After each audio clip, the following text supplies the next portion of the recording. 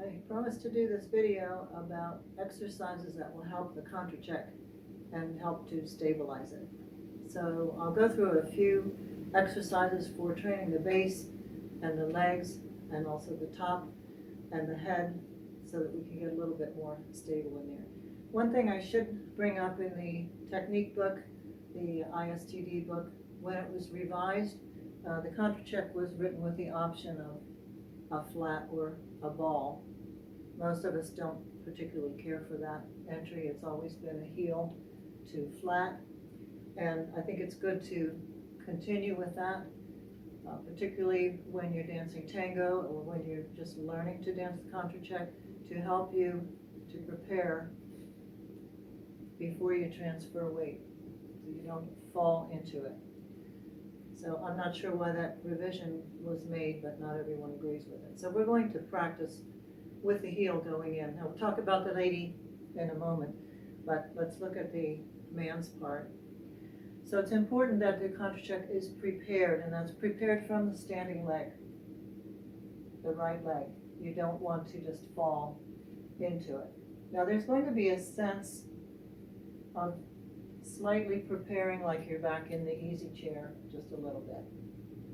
I don't feel that I'm leaning back because my shoulder weight is not behind my feet, but I'm taking the thighs upward and forward and inclining the body. Now you want to make sure that the head remains in line with the back. That's not to do something exaggerated like that. But as I do this motion through my thighs, this prepares that leg, and I'm going to place it on the heel first, then flat, and pick up the back heel. There's going to be a lot of tone in that back leg. Now when we have a simple, I'd say simple, but it's the basic Contracheck and waltz, which is simply one beat. 1, 2, 3. We have just a one beat Contracheck. We're almost never going to take that Contracheck out from this leg. Normally we don't do that, but that can be done in the swing dances if you have more than one measure. But we're going to stick with the way we usually dance it. Or in tango, we may just dance a slow and then come out on the next slow. So you really need to get a good preparation, and just practice for this moment, keeping the spine in line, preparing the foot, and making a very definite heel flat, and then feeling at first the weight split. Now I can move the weight around in my feet, but I'm never going to go to 100% weight on the front foot and then hurt my lady's back. So we do have some degree of split there, and you can say, well, is it 75-25? It's just a matter of how much time you have and what's comfortable, or how you sense that connection from the back leg. This leg must not be loose and flopping around.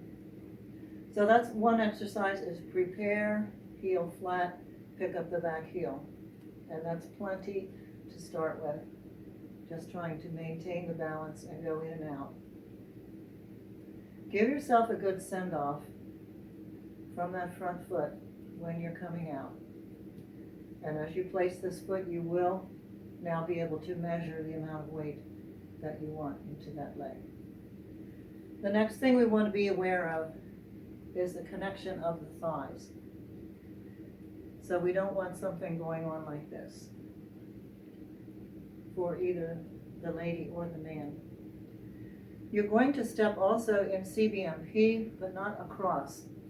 If you step way across, then you're going to find yourself losing your balance. So think about the heel going in front of the toe, and then think about the legs working together. Now what's going on in this left leg, it's very easy for this knee to flop outside of the little toe. And this happens also on the throwaway, if we're not careful, that knee can go out of line. So realize that you can turn your leg bones while your feet are maintained in a position, and you can maintain the knee where you're turning in. So I'm turning into my left knee. I can keep that knee from wobbling outside of the foot. That's very important. That will engage the inside muscles here as The body is rotating, the bones are rotating, but the foot is maintaining a stable position. So the inside muscles of my thigh are working inward and not going outside of the foot. Another thing you can think of is pressing the big toe into the floor, which will keep these muscles engaged. Now my back leg also is working inward towards the left leg. So use a mirror for a while until you can see that you've got your legs in a good, stable position. You can see as I accomplish the Contracheck that my right hip is down in relation to the left hip, and the upper body then will follow that shape. We'll talk about that in a moment. But as my hip is down as far as the level, I have an up feeling. I have a feeling that I'm supporting my partner from the foot of the right leg, up through the leg, up through the hip.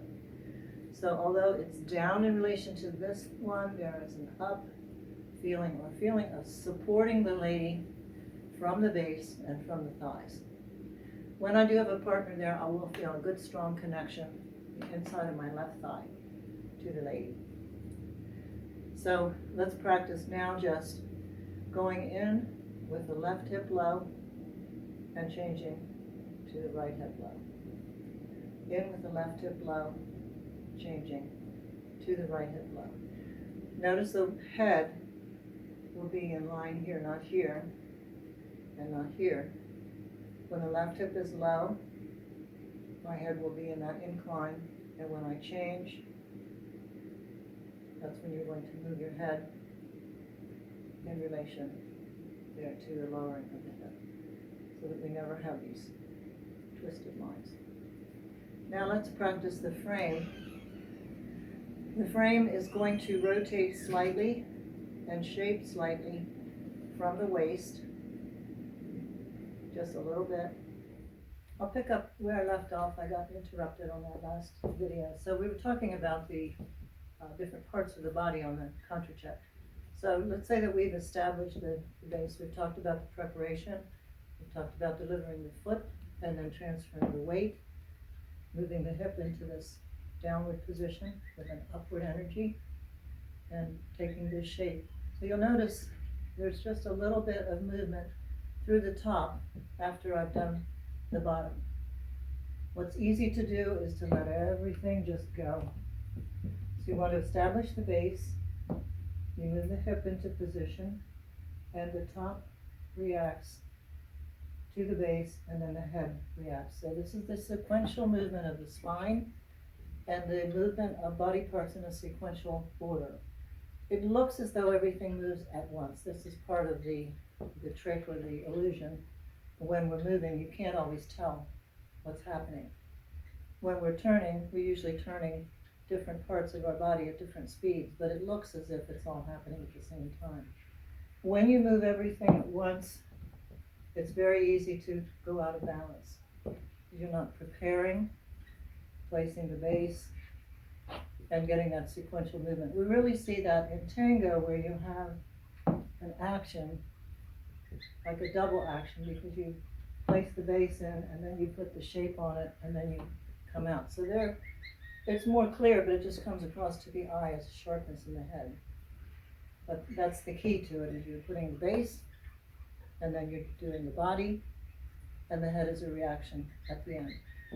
So what I have to be very careful of here, when I do that little additional turn here, is that it's minimal and that arm doesn't come flying around. I need to supply a lot of tone, actually in the opposite direction, feeling as though there's a lot of space between my hip and my elbow, and a dynamic feeling of pulling the frame apart, that this left arm is quite strong in the opposite direction, and then looking towards my partner. So if you divide those into exercises and train different parts of the body, it will be a lot easier. At the most basic level, a Contracheck is a rock. It's a rocking action. And a rock that backs up, of course, is a type of check. So we're just putting a decoration on it. Now, it's more difficult to dance this alone as the lady. We do need to use our partner. We do need to use the legs to connect to our partner and to press the hips upward as we go into the shape to help our partnering skills.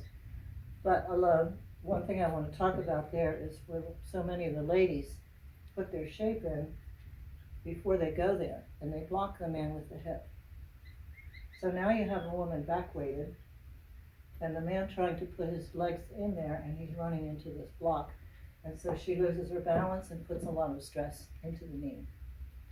So we need to be aware of doing the very same thing as preparing through the legs, no matter how fast it is, for the person going in back. And what you don't see is this space that I'm creating here in the low spine. So the top of my leg can precede my body back instead of going this way. So I'll receive the preparation from the man. Now he's got me in this position, which we often do for more decoration. We'll put the lady in a promenade shape. Our base is closed. We're not open in promenade, but we'll have a shaping on the top. And then as he'll begin to prepare, I should move my leg back, move the thigh back, and again I'll place my base. And then we'll transfer the weight according to how much the man is giving us, indication. And then there's going to be a feeling of an upward tone from the back of my leg through the hip. So I will be giving the man space and then also connecting to him here. So this can be a bit confusing for the ladies if you don't create space or if you never come back and reinforce it. You've got to do both. You've got to give him the space and then give it that upward tone. The lady's heel must not go down to the floor. She has that tone through the foot up to the man. And my legs are toned, and we should have good connection through our base. And then she'll go into the shape. Now, of course, I can't do as big a shape by myself without the partner because we do need some help in support. But I'm not going to lay on the man's arms, but I will use the body connection and the scooping out up over his arm. So just as we want the man to be careful of not dropping that arm and of keeping that good tone there, the girl needs the same feeling. She has to feel her back is stretched up over his arm, and that she has good space between her elbow and her hip. I will feel, hopefully, from the man a little tone in opposite direction in my right hand. So I think that's enough pointers for this video. There's other exercises we can do, but think of it in terms of putting the base in, putting the shape on top of it, and the head going last. The foot, body, head is what we often say on these lines.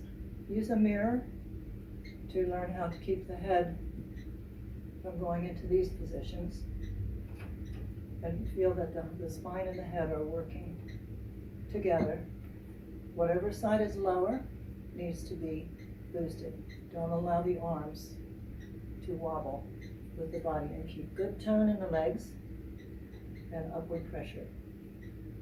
So that's a good place to start, and there are a few other exercises I'll come back with on another video.